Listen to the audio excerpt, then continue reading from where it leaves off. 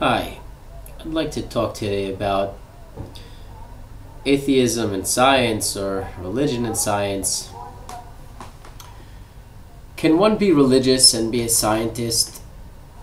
Can you think openly about the ideas and information that comes your way, and yet maintain religious beliefs, practices even? Hi, my name is Ezra, and I'm a PhD candidate in Ben Gurion University studying molecular biology, microbiology. And I'm religious. I'm Jewish, and I'm a practicing Jew. At the same time, I'm fascinated with science and have been my whole life.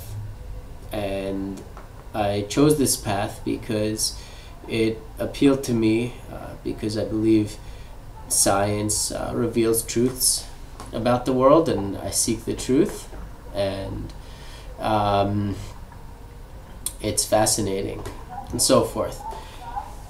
But people all the time, they say things that as if religion and science are not compatible, as if belief in God is something that you simply cannot have or maintain if you are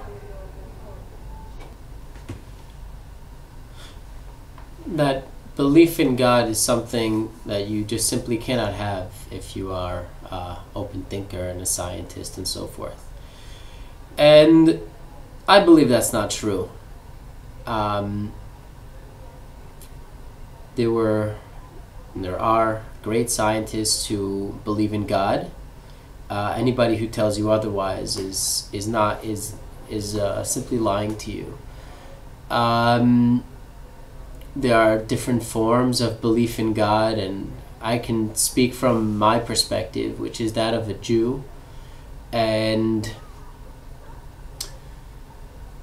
there are ways of approaching the question of whether there is a God, and before whether or not you deal with the fundamentalist aspect, I guess you could call it whether it's the Bible and so forth, what it says in there, how that relates to the scientific story and that of God. I mean, that's an issue in and of itself, and that can be dealt with, and there's no problem with that.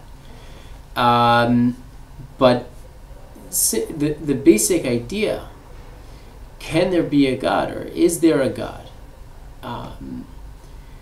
Let's not forget that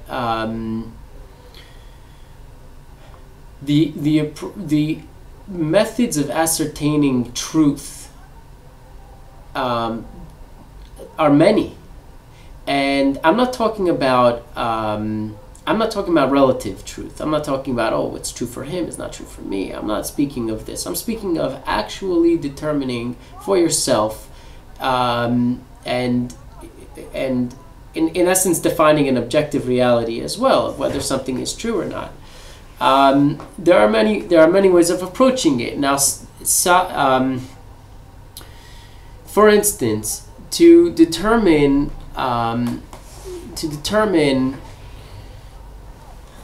a historical reality, a historical truth, you don't use tools in the laboratory.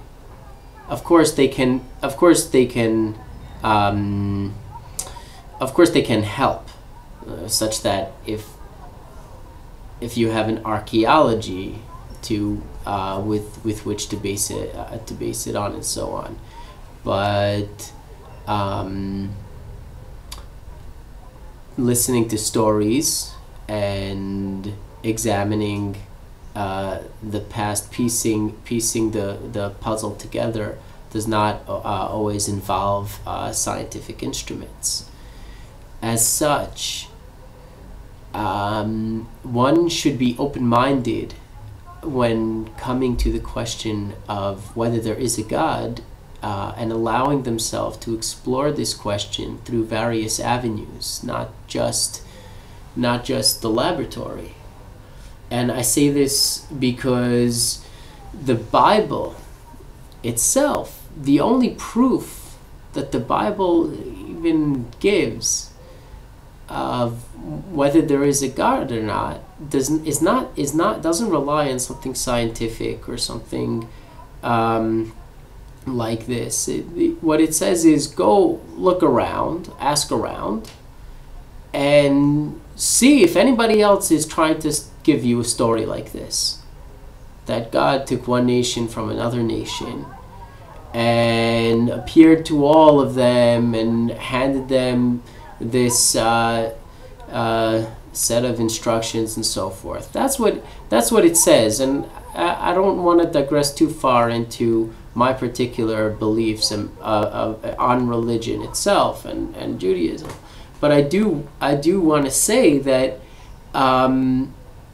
this is not it's not something associated with the laboratory, and therefore saying something like, "Oh, the Big Bang showed that there is no God," or something like this. I mean, I'm not trying to dumb down the argument at all, and I believe there are many atheists who are a lot smarter than I am, but the atheists would still have to contend with the what the Bible says in that has a nation been taken from another nation, and then say that, you know, God appeared to all of them and has given them this book.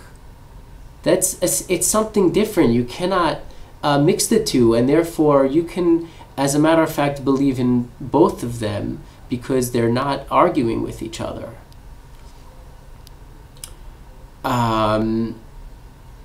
So that's first of all, that, you know, being open-minded actually involves being open-minded. You have to relate to each piece of information in its own right. Saying something like, you know, the evolution shows this or so on. It's not true. Evolution does not show there is no God. And I'm not weighing in here either on whether or not evolution is true. I just read an article, let's say, that E. coli, after many tens of thousands of generations, was able to utilize citrate as a form of nutrient. Okay, so take this into context, and in terms of human generations, this would represent a much greater number of human generations. Let's say millions of generations, something like this. And I'm sorry if I'm not being accurate here, but that's not, the point is as follows. I mean, let's put it into context. For E. coli to utilize citrate as a food source would mean, you know, there's like 3 types of mutations that would go on, taking a gene from here, a gene from there, putting it together, adding some type of situation. You can use it like this. Okay, go look it up. But you know, this was shown to occur, and this is called evolution.